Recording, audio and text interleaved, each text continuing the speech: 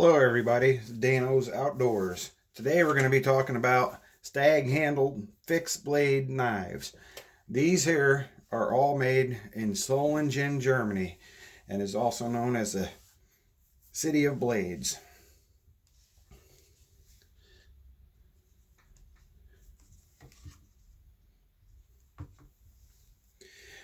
There have been many of knife makers there. There's probably 35 to 40 knife makers, and all these knives were made between 1940 and 1980. A lot of the companies went under over the years, and some are still going, such as Puma and Linder, other famous brand names. But these are mostly Edgemark knives, Idol products, EIG cutlery, Kiffy, Bolin, Pick, assorted cutlery, and so on. There's so many different brands. The mark Solingen is not the name of a single knife or a sword assembler in Germany. It was adopted by the city manufacturers to brand their reputation on Edge brands blades on all tools. So basically, the knives were all marked, the blades were all marked Solingen, Germany, and then they marketed them out to different companies, and you could have your own different name, like Edgemark. You can see on the sheath, Edgemark was the name brand of this one. Edge brand isn't a manufacturer of knives. It is a house brand name of the Gutmann Cutlery Company of Mount Vernon, New York. Gutmann imported these knives from many German knife makers and had them stamped Edge brand, among others, starting in the 1950s to the 1980s.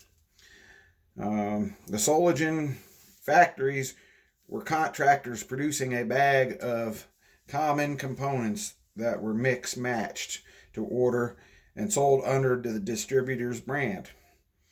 There were no real identity of these knives.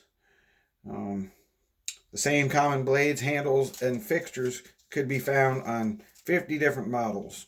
They were intended as basic hunting knives, marketed for hunting and the outdoors. They were not positioned for collectors back then.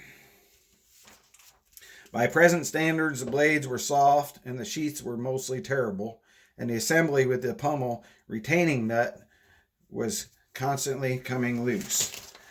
Now, most of these knives, when I got them, the pommel nut was loose. You can see right there, I did make a tool to tighten them up. Take a couple out here. This is a 461. I think they're very beautiful knives. I've always been fascinated with them. I love the stag handle, and every one of them is definitely unique. Every one, there's no two of the same in this whole, there's millions of these knives out there, but there's no two exactly alike. This one here is an original Bowie knife.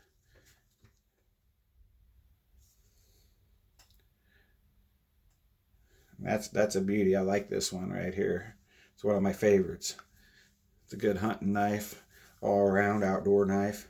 Like I said, when I got them, that little pommel screw right there was all loose, and they're known for coming loose right there.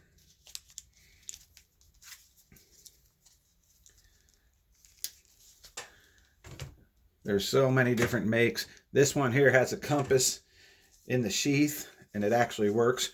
What's funny though, you got to take the knife out of the compass sheath to make sure that and set it flat, and it'll tell you the compass actually really does work.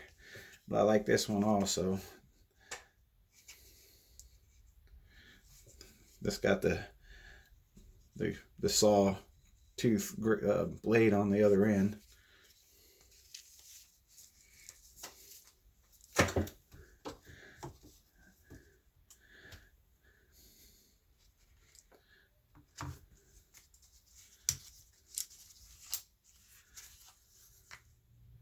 This is also a 461 Edgemark.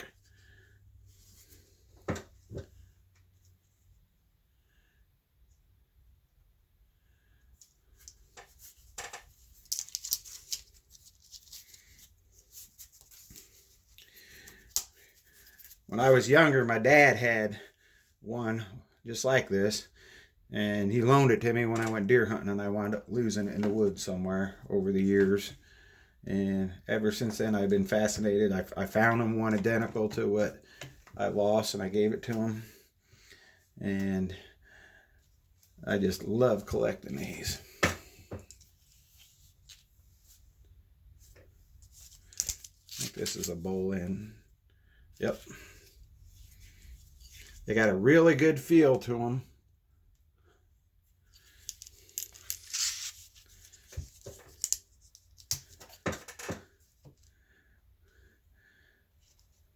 This one here is a skinning knife. That's also known as the original Buffalo Skinner knife from Solingen, Germany. They're kind of rare. You don't see too many of these anymore. And if you do, they're top dollar for them. All these here range from anywhere from, say, $25 to $75 range. You can still pick them up fairly cheap, which is a good thing. They never really caught on as a knife collecting. But like I said, I love the way they feel and the way they look. And they're really neat. Well, thank you for looking at my knife collection, and I'll be having another one coming up soon of buck knives. Okay, thank you very much.